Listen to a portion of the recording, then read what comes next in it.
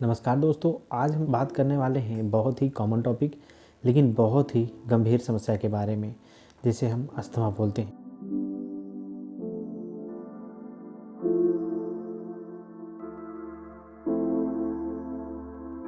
दोस्तों आज हम अस्थमा के बारे में बात करेंगे।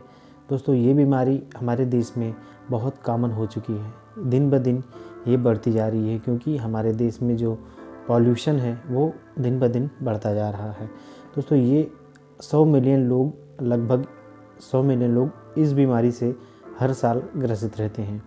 दोस्तों आज के इस टॉपिक पे हम बात करने वाले हैं अस्थमा के बारे में। ये किस कारण होता है और इसके होने के क्या क्या लक्षण हैं, इसमें होने के बाद हमें क्या लक्षण दिखाई देंगे और ये किस कारणों से ये डेवलप होता है। इसके साथ साथ मैं बात करूँगा कुछ बहुत ही ज़्यादा यूजफुल होम्योपैथिक मेडिसिन के बारे में, जिसे आप कॉम्बिनेशन बना लीजिए और उसको यूज़ कीजिए, आपको बहुत अच्छा रिजल्ट मिलेगा। तो मैं डॉक्टर रवि, आपका मेरे चैनल पे बहुत बहुत स्वागत है।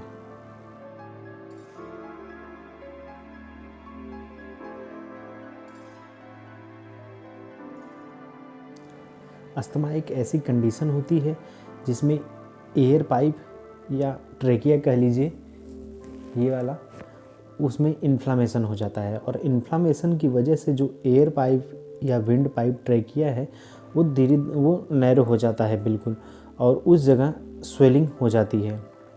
इन सिचुएशन की वजह से वहाँ पे जो म्यूकस होता है उसका प्रोडक्शन होने लगता है और वो वहीं पर इकट्ठा होने लगता है, जिसके कारण हमें सांस लेने में बहुत दिक्कत आती है।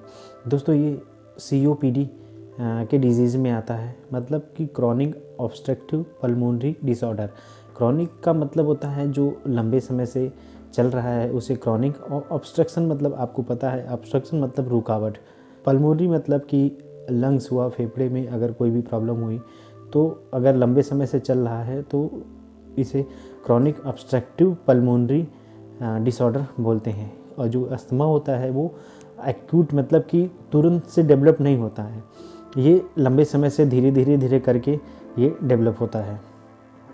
दोस्तों अगर हम कारणों की बात करें तो पहला जो होता है वो जेनेटिक में, अगर मम्मी पापा या फिर नाना नानी में अगर ये प्रॉब्लम है तो प्रोबेबली चांस रहता है कि आपको भी हो सकता है, लेकिन ये कंफर्म नहीं है कि होगा ही।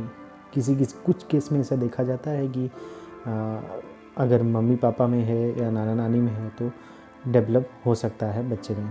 अगर वायरल इन्फेक्शन है या बैक्टीरियल इन्फेक्शन अगर आपको हुआ है तो उस कंडीशन में भी अस्थमा डेवलप हो जाता है। जैसे निमोनिया हुआ, और निमोनिया हुआ बच्चों में, तो ये फ्लू हुआ, तो इस कंडीशन में ये पॉसिबल रहता है कि अस्थमा डेवलप हो जाए। कुछ लोगों में एलर्जिक कंडीशन रहती है, जैसे डस्ट से एलर्जी है, कोल्ड से एलर्जी है, या फिर अगर स्ट्रॉन्ग स्मेल है परफ्यूम की उससे एलर्जी है। कुछ लोगों में एलर्जिक स्किन डिजीज़ के बाद भी कुछ लोगों में ऐसा देखा गया है कि उसमें अस्थमा डेवलप हो रहा है।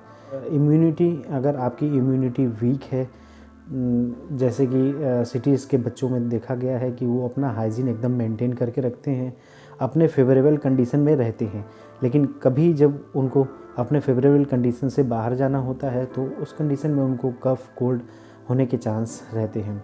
कुछ डिजीज़ में भी ऐसा देखा गया है कि उनको अस्थमा डेवलप हो रहा है, जैसे कार्डियक फेलियर हुआ या एलर्जिक राइनाइटिस हुआ। ऐसे बहुत से केस में देखने को मिला है कि अस्थमा डेवलप हो रहा है।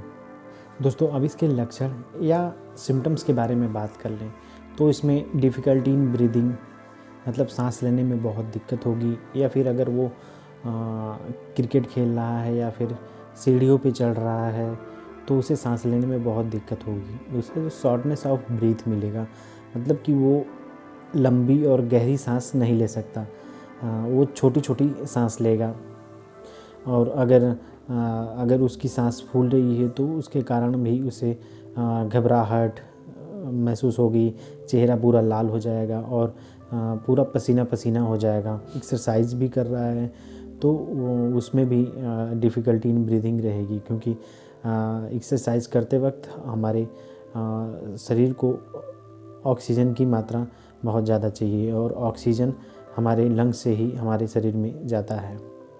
दोस्तों अगर आप उस पेशेंट को स्टेथोस्कोप लगाकर आप सुनेंगे तो उनमें वीजिंग साउंड जैसा आपको महसूस होगा, मतलब सी की आवाज़ आएगी, जैसे सीटी बज रही हो। चलिए दोस्तों बात कर लेते हैं होम्योपैथिक मेडिसिन के बारे में। दोस्तों आज मैं जो आपको कॉम्बिनेशन ये बताने वाला हूँ बहुत ही ज़्यादा यूज़फुल है, क्योंकि मैं अपने 95% पेशेंट को ये मेडिसिन देता हूँ और इसके साथ साथ कॉन्स्टिट्यूशनल रेमेडी भी उनको देता हूँ। चलिए दोस्तों बात कर लेते हैं पहली मेडिसिन एस्पिडोस्पर्मा। दोस्तों ये मेडिसिन लंग्स का टॉनिक जैसा बोला जाता है। दोस्तों ये मेडिसिन बहुत ही ज़्यादा यूज़फुल है। अगर पेशेंट सीढ़ियाँ चढ़ता है, सीढ़ियाँ चढ़ने के कारण अगर उसकी सांस फूलती है, सांस लेने में दिक्कत होती है, तो इस कंडीशन में ये मेडिसिन बहुत ही ज़्यादा यूज़फुल है। दोस्तों अब बात कर लेते हैं दूसरी मेडिसिन ब्लाटा ओरिएंटलिस के बारे में। दोस्तों ये मेडिसिन टॉप मेडिसिन मानी जाती है अस्थमा पेशेंट के लिए।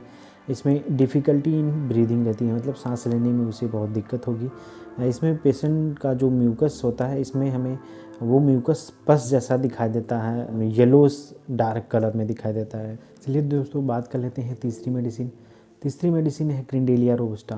दोस्तों ये मेडिसिन बहुत ही ज़्यादा इम्पॉर्टेंट है अस्थमेटिक पेशेंट के लिए, क्योंकि इसमें पेशेंट जो है वो लेट नहीं पाता। अगर पेशेंट को अस्थमेटिक कंडीशन है, पेशेंट अगर अस्थमेटिक कंडीशन में है, तो अगर वो लेटेगा तो उसे सांस लेने में बहुत दिक्कत आएगी, ब्रीथलेसनेस फील होगा उसे। अगर ये कंडीशन है तो ये मेडिसिन उस पेशेंट के लिए बहुत ही ज़्यादा यूज़फुल है। नेक्स्ट बात कर लेते हैं चौथी सेनेगा भी एक बहुत ही अच्छी मेडिसिन है। अगर पेशेंट ओल्ड एज में है तो उसे, अगर अस्थमेटिक कंडीशन है तो उसमें भी ये मेडिसिन बहुत अच्छा वर्क करती है। चलिए दोस्तों अब बात कर लेते हैं इस मेडिसिन को हम कॉम्बिनेशन कैसे बनाएंगे। दोस्तों ये चारों मेडिसिन का आप किसी एक खाली बॉटल में इक्वल क्वांटिटी में मिला लीजिए, उसको सेक करके रख लीजिए।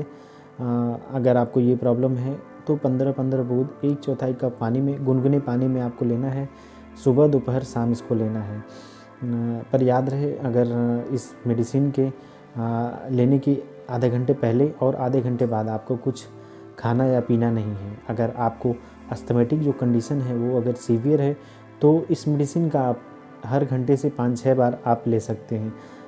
और अगर रिलीफ मिला तो आप इसको सुबह दोपहर शाम कर दीजिएगा। दोस्तों आपको मेरा ये वीडियो कैसा लगा? अगर अच्छा लगा हो तो नीचे लाइक का बटन है, सब्सक्राइब का बटन है, दोनों दबाना बिल्कुल ना भूलिएगा, और बेल आइकन को भी दबाना भी न भूलिएगा, क्योंकि मैं ऐसे ही होम्योपैथिक से रिलेटेड नॉलेजेबल वीडियो लाता रहता हूँ। तो चलिए दोस्तों मिलते हैं अगले वीडियो में, तब तक के लिए नमस्कार, जय Hind. Be healthy, be safe.